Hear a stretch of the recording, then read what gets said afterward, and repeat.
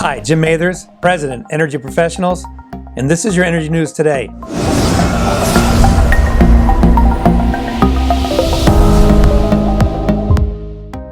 Listen, right now we're getting a lot of requests from resorts and hotel resorts in North America, the islands, Mexico, that want to get ready to open June 1st or July 1st. So we have a skilled team trained in decontamination techniques that can help get your air conditioning ready, cleaned out, decontaminated, have your resort decontaminated and ready to go, so that when we're opening up, because it's coming, now it's starting to change. People are starting to see that we're ready to go and we're going to be coming out of quarantine. So if you want to get ready and you're starting to plan out what are you going to do, and you want to be able to have a stamp of approval on you guys having a clean resort, give us a call today so we can help you plan out your opening.